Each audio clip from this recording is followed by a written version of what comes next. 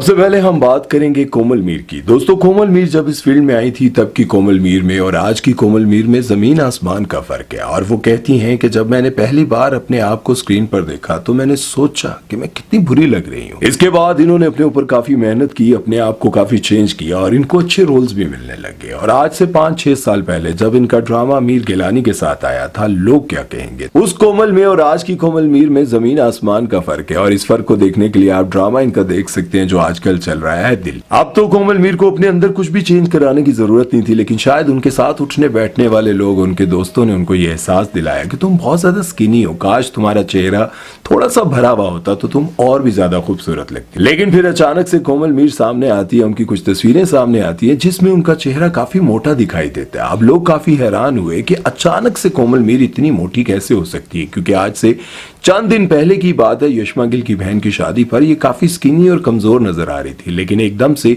ये इतनी मोटी कैसे हो गई। अब सभी जानते हैं कि इन्होंने अपने चेहरे के साथ कुछ बिगाड़ किया है, कुछ सर्जरीज करवाने की कोशिश की है। कोशिश नहीं की बल्कि करवा दी है, क्योंकि ना तो इतनी जल्दी वेट गेन होता है और ना ही कोई ऐसा मेकअप है जिसकी वजह से आपका चेहरा इतना मोटा दिखाई देने लगे। अब आप ही बता सकते हैं कि पहले वाली कोमल मीर ज्यादा प्यारी थी या फिर ये मोटी सी। चलते हैं नेक्स्ट सेलिब्रिटी की तरफ बात करते हैं गौहर रशीद के बारे में। तो जैसा कि आप सभी जानते हैं कि गौहर रशीद की शादी कुबरा खान के साथ हो चुकी है और शादी पर उनके चेहरे पर वो निशानात नजर नहीं आ रहे जिनके बारे में वो हमेशा कहते थे कि मैं कभी नहीं हटवाऊंगा। बहुत सारे फेमस और महंगे किस्म के डॉक्टर्स मुझे कहते रहते हैं कि आप हमारे पास आए, हम ऐसा ट्रीटमेंट करेंगे और आपके चेहरे से ये सारे निशानात हटा देंगे।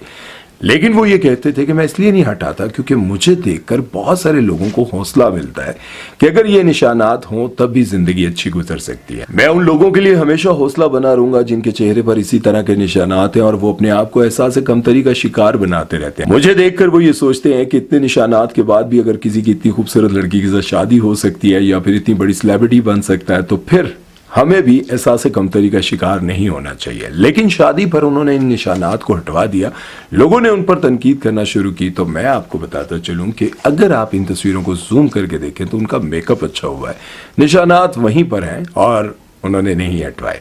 आपको लगता है कि ऐसा किया है, लेकिन ऐसा है नहीं। और शायद आप लोगों को याद हो क्रिकेट की दुनिया के स्विंग के बादशाह वसीम अकरम के चेहरे पर भी कुछ इसी तरह के बहुत ज्यादा निशानात थे, लेकिन उन्होंने अपनी अंग्रेज बीवी को इंप्रेस करने के लिए ये सब कुछ ठीक करवा लिया। जाहिर है इस उम्र में वो मॉडल आ रहे हैं भाई, बहुत सारे प्रोग्राम्स में आते हैं, बहुत सारे एड्स में आप उनको देखते हैं, तो फिर सब कुछ ठीक करवाना जायज बनता था।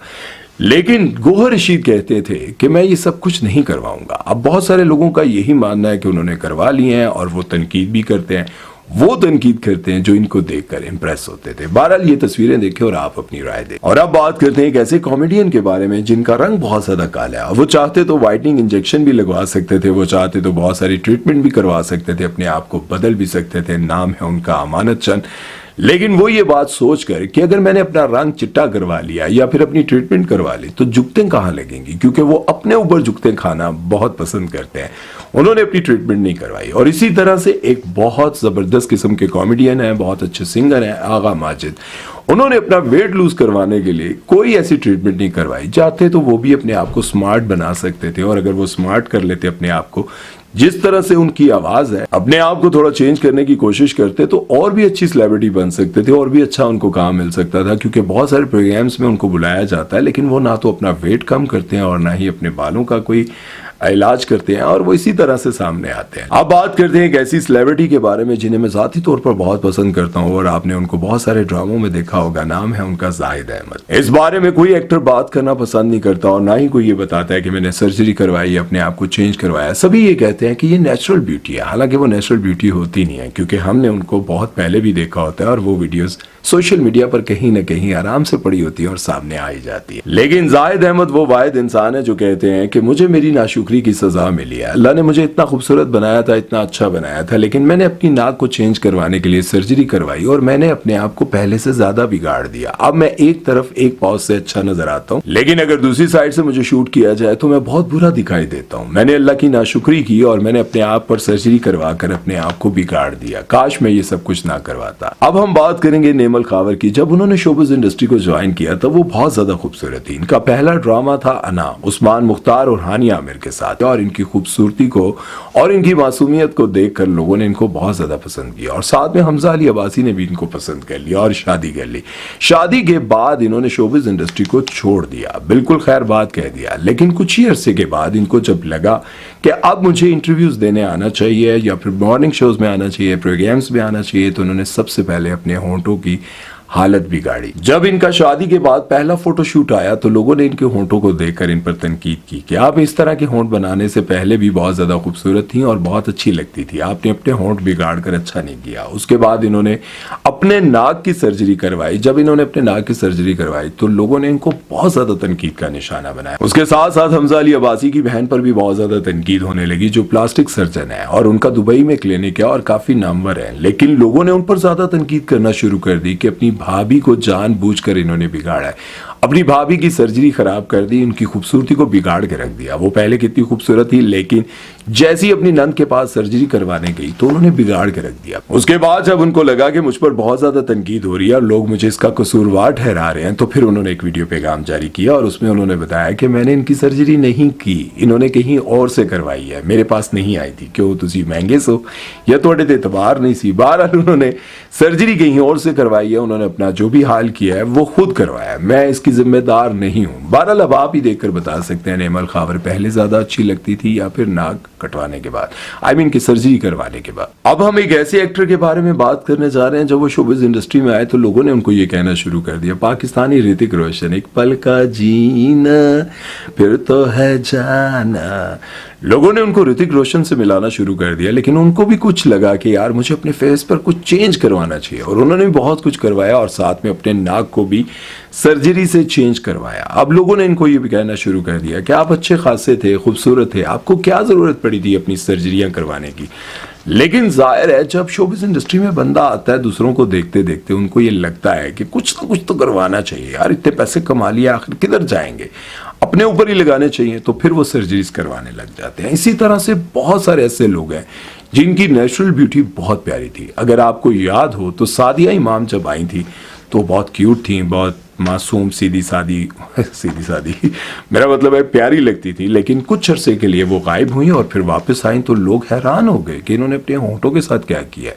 उसके बाद उनकी चीक्स को देखकर लोग परेशान हो गए कि यार ये क्या, ये तो अच्छी खासी थी। और मैं आपको ये बताता चलूँ, ये चीक्स बढ़ाना उठाना ये पाकिस्तान और इंडिया में था ही नहीं। ये तो इंग्लिश जो मूवीज की एक्ट्रेस हुआ करती थी उनमें हम देखा करते थे कि वो अपने बड़े बड़े होंठ और ये सब कुछ, और उनका कैरेक्टर बड़ा अजीब सा हुआ करता था। मैं उस टॉपिक पे जाना नहीं चाहता, लेकिन न जाने कब और कैसे ये पाकिस्तान और इंडिया में आया और फिर यहाँ के लोग भी इस तरह की सर्जरीज करवाने लगे। सादिया इमाम ने अपने आप को चेंज करवाया, लोगों ने उनको पसंद नहीं किया, लोगों ने कहा कि काश ये ना करवाती। उसके बाद जो मॉर्निंग शो में बैठ कर लोगों के बारे में कहती रहती हैं, कंट्रोवर्सीज बनाती रहती हैं, क्या नाम है उनका, फिजा अली भी सुपर मॉडल थी। लेकिन जब उनको लगा कि अब उम्र के साथ साथ मेरे चेहरे में, मेरे फेस पर कुछ चेंजिंग आने लगी है, तो उन्होंने भी सर्जरीज करवानी शुरू कर दी। हालांकि फिजा अली पहले से ही बहुत प्यारी थी और वो अपने मॉर्निंग शो में बैठकर एक डर्माटोलॉजिस्ट को बिठाकर पूछती रहती है कि कौन कौन सी एक्ट्रेस ने सर्जरीज करवाई हैं। अभी पिछले दिन उन्होंने एक बहुत बड़ी कंट्रोवर्सी क्रिएट की थी जिसमें उन्होंने कहा था कि हानिया आमिर के जो डिंपल्स हैं वो